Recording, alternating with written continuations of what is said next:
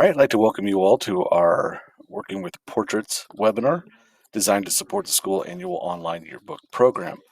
Our goal this afternoon will be to focus on the functions of the program associated with student portraits. Specifically, we will be reviewing printing class sheets are for other teachers or parents to review and correct, strategies for detecting duplicate images, correcting student names, categorizing students, and using the flow functions to create student portraits. This webinar will be approximately 30 minutes, so let's get started. And if you have any questions during this, you can either go ahead and ask or put it in chat, whichever one you're comfortable with. So first off, we're going to talk about printing class sheets. To do that, we're going to go up here to create, and then we're going to come down here to our image library. To get to our classes, we're going to click on this little arrow right here that's pointing at the word portrait. And then here we can access our class sheets. So we're going to click on this teacher right here. And then to print a class sheet, this sheet will be used to, like we said, hand out to either the teacher or to other assistants to make sure a number of things. One, you have the right kids in the right classroom. Two, you have the right spelling for the right kids. Um, the other one is to make sure that if you have duplicates, which one is the right one? Is one the retake, one the original? Which one do they want to use? Um, and also to make sure, and we'll talk about this again, students who cannot have their image in the uh, in the yearbook for whatever reason, which students are they? And we'll talk about how to address that issue once we get there. All right, to make a class list, we're going to click on the teacher. We're going to come up here to preview. If we hover over it, it says preview the selected categories, images in the PDF. We click on this little button, and the class list is generated in a PDF.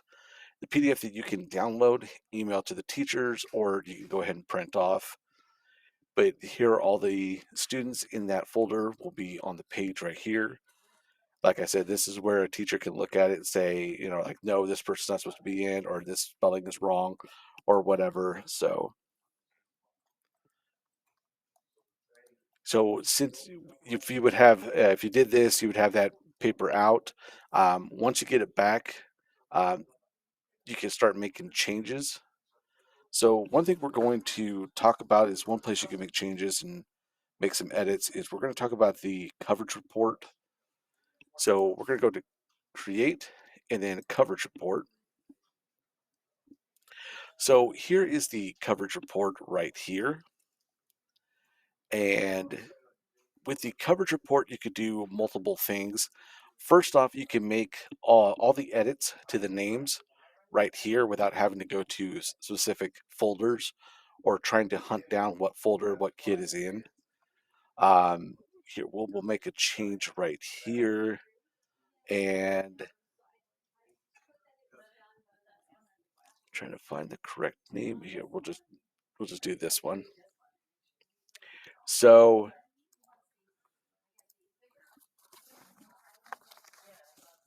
we'll just say like maybe it's not JOHN for John, maybe it's JHN. So we can make that fixed. And then let's say Amy, they spell it with an IE. So we can make that fix real quick. And once we fix it here in the coverage report, it is also fixed in the image library on their images. Another thing the image library or this coverage report can help you with is number of times in book. So this right here will display the number of times each student is listed in the book along with their portraits. So if you are a school that says, well, I have to have the students in there as equal as amount of times as possible, this is where you would keep track, or you need to make sure they're in there at least 2 times or more. This is where you would keep track. Used on page right here will tell you what page they are used on. You can click on it and it will take you to the page, or just to save you, you can click on this little eye right here and you can just see the students and what page they're on. So you click right here, see this person, here's all the pages they're on. All right.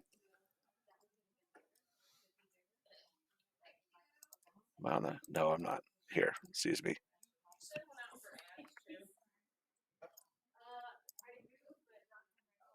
There we go.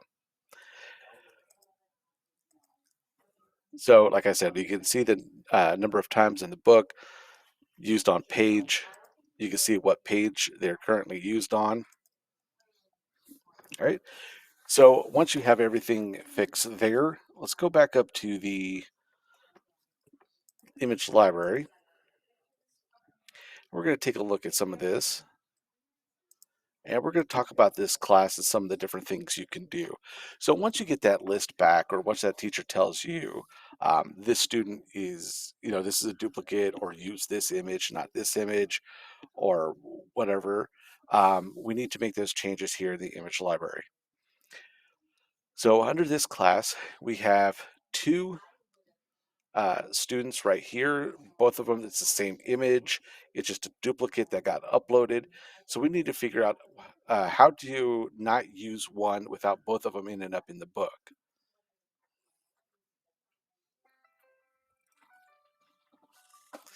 Yes.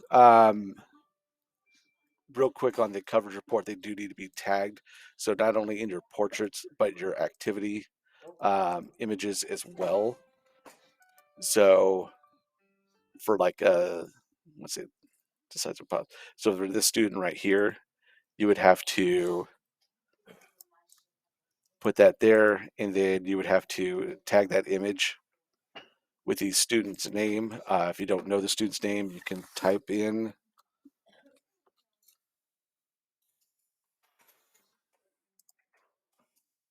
or just scroll down until you find the student and then tag it, or click on add and tag a name as that as well. And then just click done. You're not going to see the green tag sign, but the image is tagged. Right. So to take care of duplicate images, or to make sure both of these images aren't in the book, we're going to click on one, and we're going to click on either tag name or this little blue dot right here, and it brings up this screen right here. Next, we're going to click on details, and then we're going to go down to use portrait, the second option right here. Currently, this says use portrait, so it's going to use the system itself is going to use this portrait on the page. If we click this, the next option says don't use portrait. So we're going to click on that, apply changes, and then done. And then we get this little message right here that says don't use. So that's letting us know, or you, the advisor, know that the system will not use this image because it says don't use. Now, to do that again, if you have duplicates or whatever, just click on the image, tag name, details, go to use portrait, don't use portrait, apply change, and done. So once again, it will not use that image on that page. The other thing you can do is if you have a name that you need to fix, you can click on either the blue dot or whatever. You can come down here to the edit button, click on continue. Uh, First name, last name, that's all that needs to be in the uh, in this right here. So if you never need to fix a name, you can fix a name, click on save and done, and the name is fixed. If you fix a last name,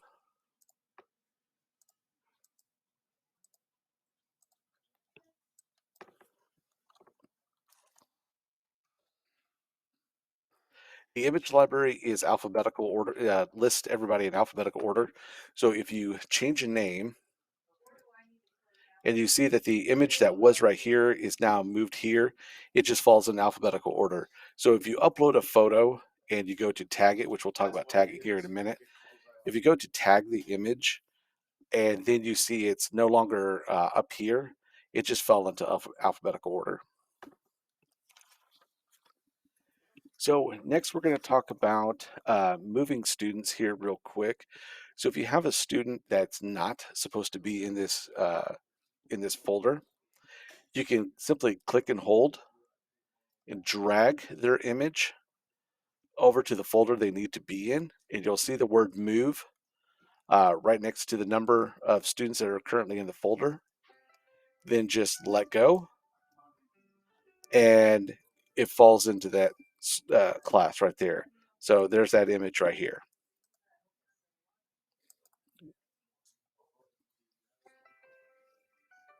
This is uh, this is for the advisor. Only the advisor can do this.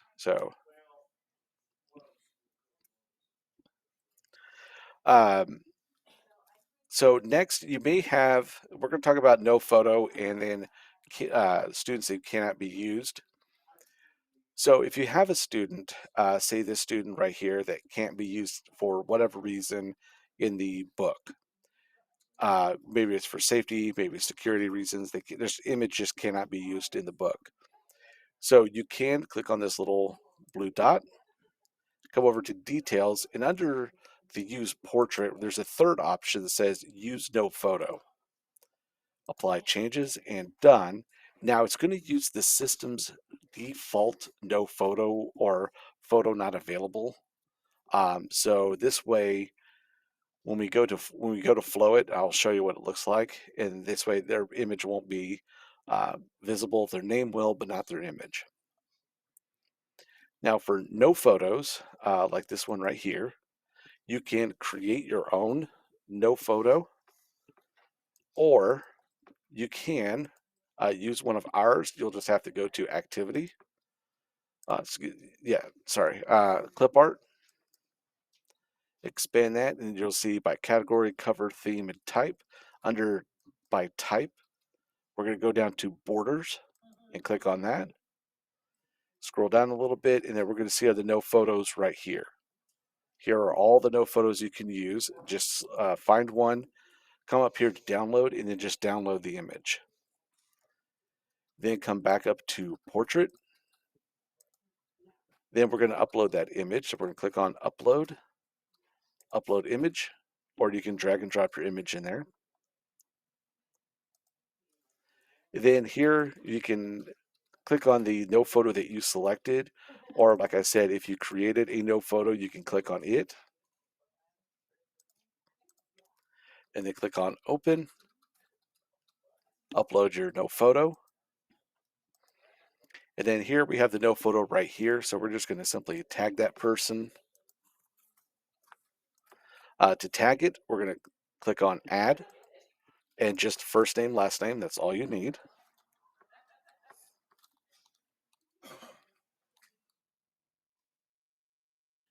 So,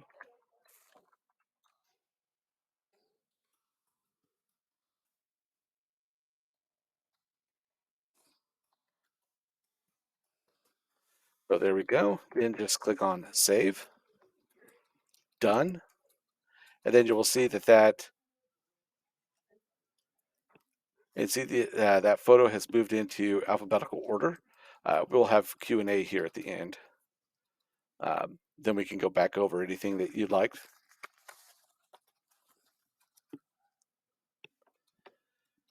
All right, so once we have everything set up in here, we can move on to flowing.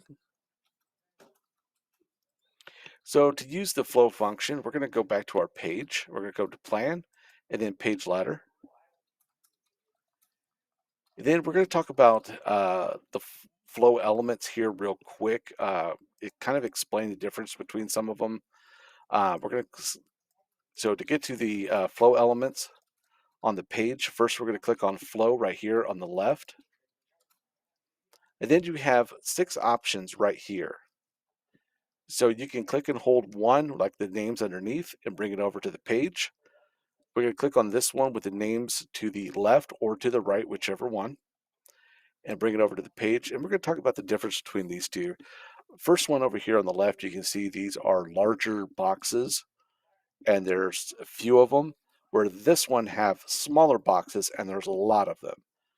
Um, to fix this the way you want it, we're going to talk about the next step here, and that is the flow options.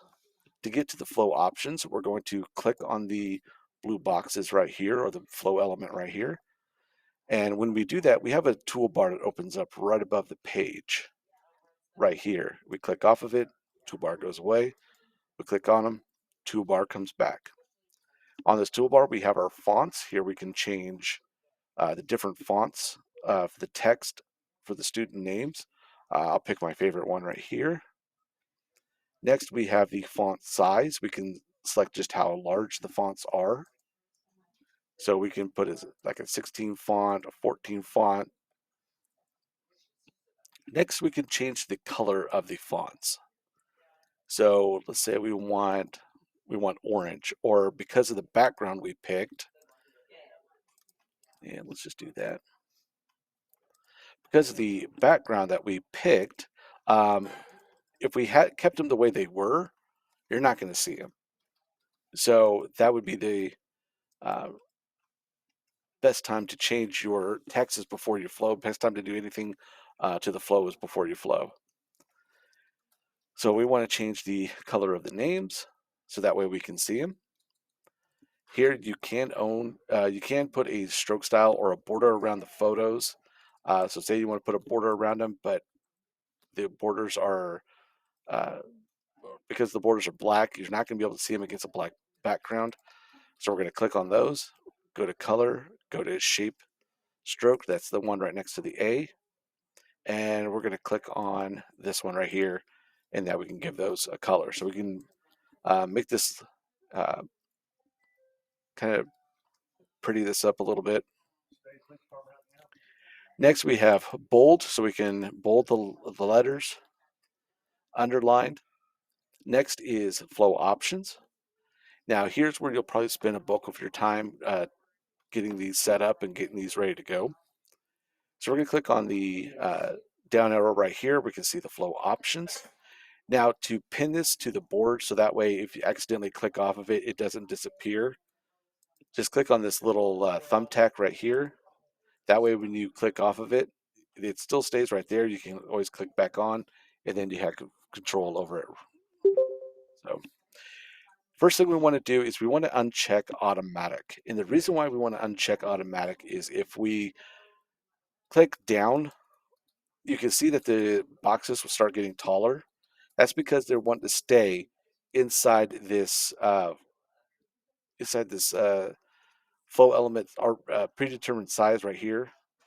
They want to stay in this little box. So they will stretch themselves, or they'll make themselves a little bit wider in order to stay inside that box. So to combat that, all we have to do is automatic, just uncheck it. Now when we reduce the number of rows, the size of the boxes stay the same. Now we can move that flow element anywhere we need to. All right, so to add more boxes to this, what we're going to do is we're going to first reduce the width and the height. So we can reduce the width and the height a little bit. And then here we can come back over and add maybe another row, another column. If we try to add one more column, we'll get a little pop-up that says you can't go outside the blue square right here. So to add another one, you're just going to have to come back and maybe reduce the size a little bit. You can come in here and reduce the size, and then test it out again and see if you could add another column. So that's how you edit this one. The one over here, same thing. Only difference between these two is the first one we had to adjust the width and the height to add boxes. On this one, we have to adjust the number of rows and columns um, if we don't need that many. So here we adjust the rows and columns Then we can adjust the height or the width in case we want them a little bit taller, a little bit wider. If you get this message right here, one little trick for the width, come down here to the name width and reduce that just a little bit. And then you could probably get one more, yeah, a little bit of width right here. Oh, here, that's why.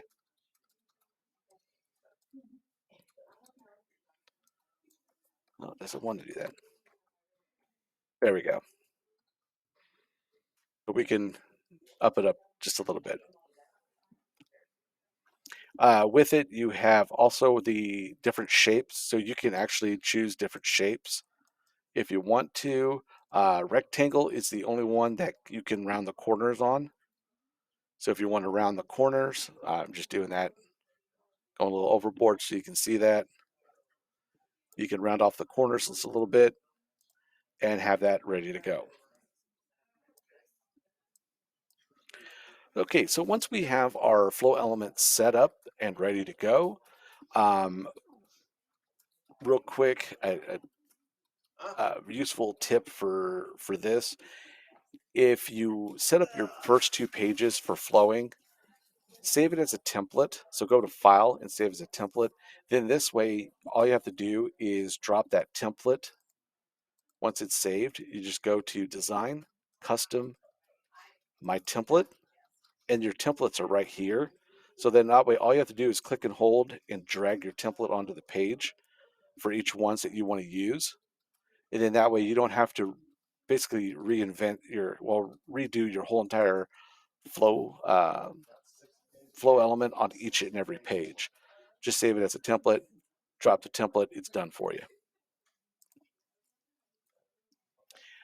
So to flow images on here, we're going to come over to category and we're going to select the teacher that we want to flow on this page. So here we have all of our teachers. We're going to select this one. Name format, we're going to leave that alone because we want the first name first, last name last. That's what this stands for. It's going to tell us the number of images that we have, 27 images. We have 0 flowed and 27 images remaining. Another helpful hint, if you don't know how many boxes you're going to need or how many under the flow element you're going to need, before you get started, come over to category and just go to the class and then just look right here. So 24 boxes. So I need at least 24 boxes or as close to 24 as I can get. Then that way I already know how many of these I'm going to have to prepare.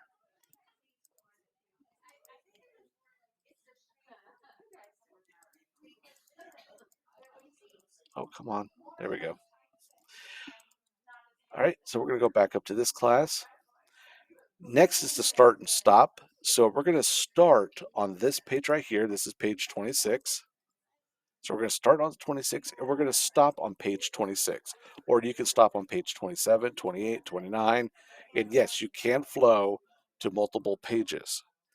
So if you have all of your third graders in one class, you just will do one giant third grade spread.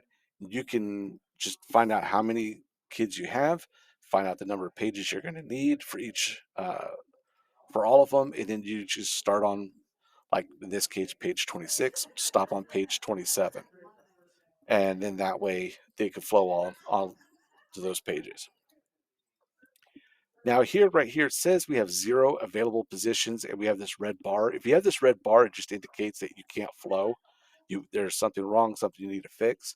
In this case, we do have flow elements on the page, but we have to save first. So before you flow, always come up and save. So if you make a change, just come up, save. Then you will see that this red bar is gone. It says we have 30 available positions, which is great because we have 27 images. So we can come down here to the flow button and click on flow. And if you do make a change and you don't see a red bar and you have more than enough available positions and you forget to save, when we click on flow, it's going to come up, do you want to save your changes first? Just hit save. And then here we have our images on the page. Here you will notice right here is the no photo available. This is that student that we couldn't have that image of, so that's what that one looks like. Here is our no photo.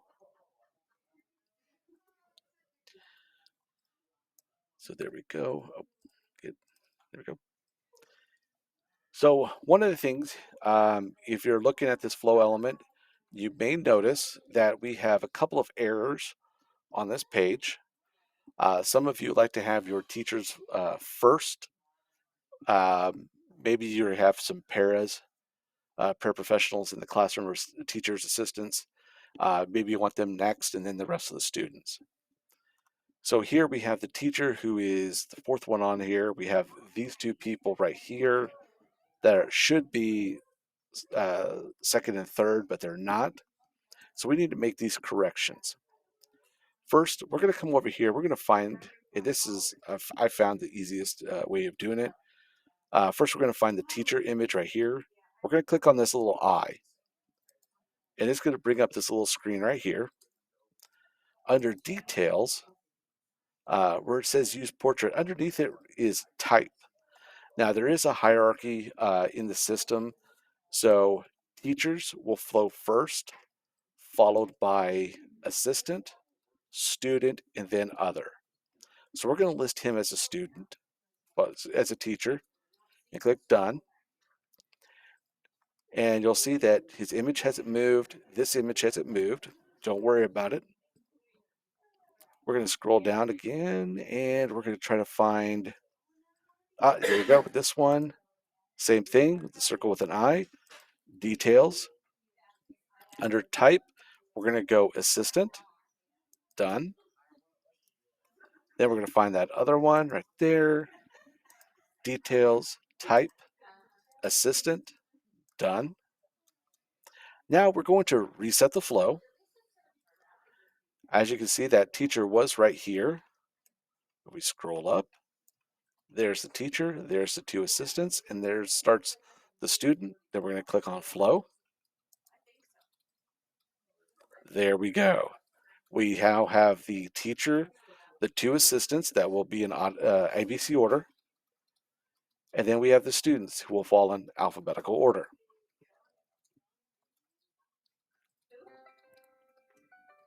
Now, we're going to talk about a few things here real quick.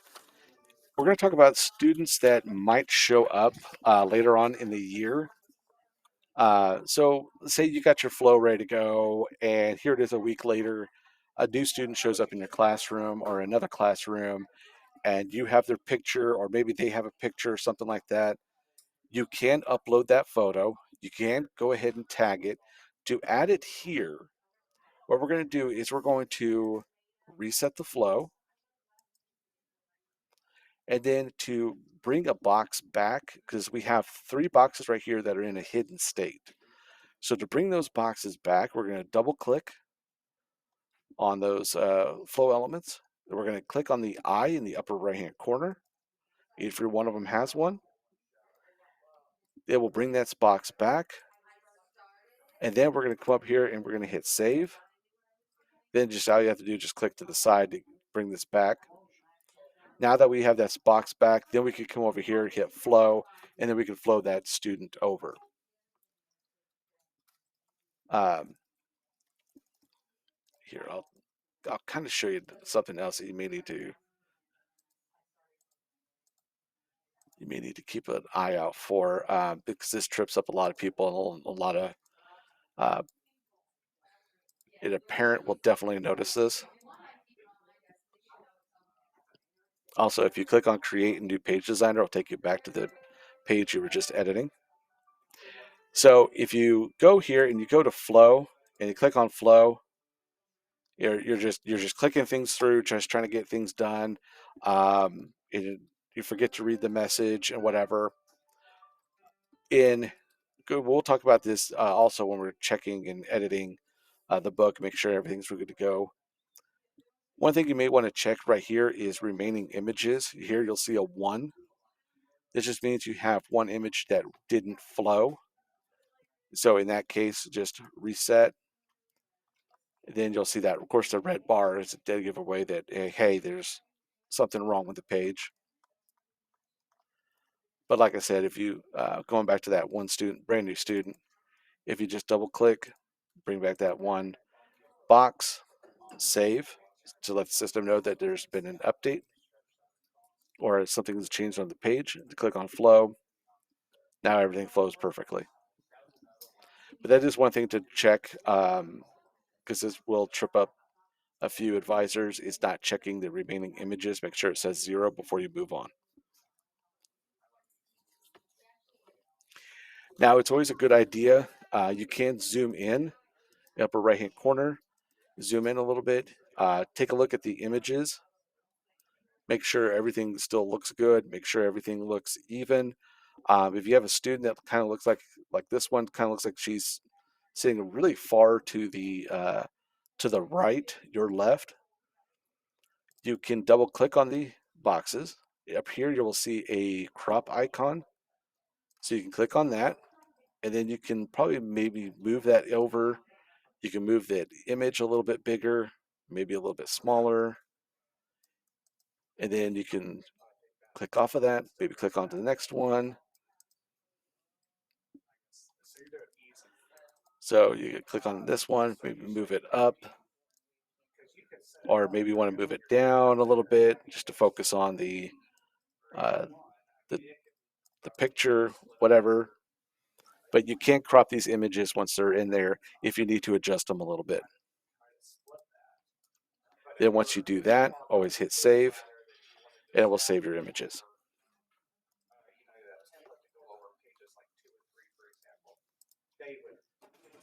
All right, so at this time, we'll go ahead and open it up to Q&A. So if you have any questions, you can either type it or take yourself off of mute and go ahead and ask your questions.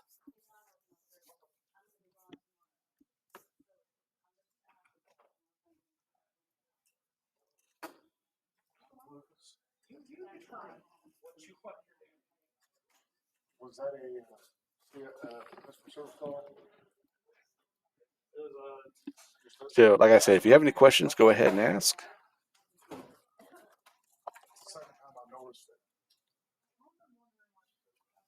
I don't have any questions, but I just want to thank you. This has been very informative and able to, I feel more successful with flowing the portraits and being Oh, able thank to you very much. identify where they are. Oh, that's good to hear. And like I said earlier, we do have a YouTube channel. So past Yes, webinars, any shorts right here that concentrate on just little tidbits, little tiny little portions of the book. So you can that's feel good to free to know. watch So those. thank you. Yep. Thank you so much. I Yep. appreciate it. Hey, no problem.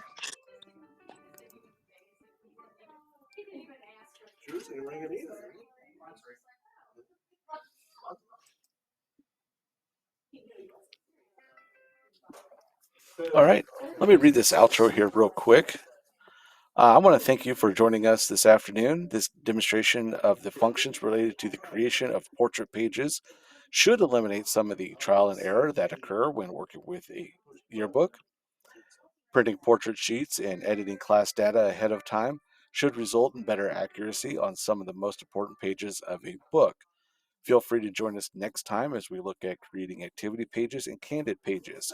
Also, do not forget to sign up for the last one of the year. That is um, how to catch errors on your book, how to prep your book to get ready to turn in, how to start completing pages, and how to start submitting pages. And the things that we're going to be looking for, things that will get your book kicked back to you. So that's very important to make sure your book stays on track and on schedule to be shipped at your agreed upon shipping date. So that's a very important one. Make sure you attend that one or at least get the recording for it.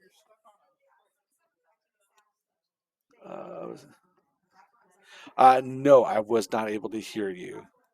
I have an advisor role, but I use the don't use. Okay, so for that, like I said, if you go to if you're in your image library and um, it's always a good idea to look in the upper right-hand corner to see if you have the letter A next to your name. If you do, then you're definitely logged in as the advisor. It's always good to look up there once in a while and check it, make sure it's all right. For that, it's under details, and you will see use portrait. And if you click on the down arrow, that's where you'll see your don't use portrait.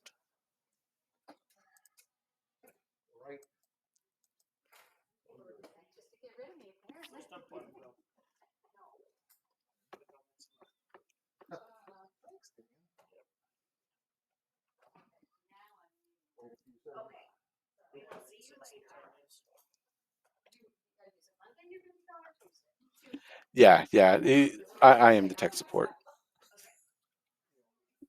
It's me, myself, and I.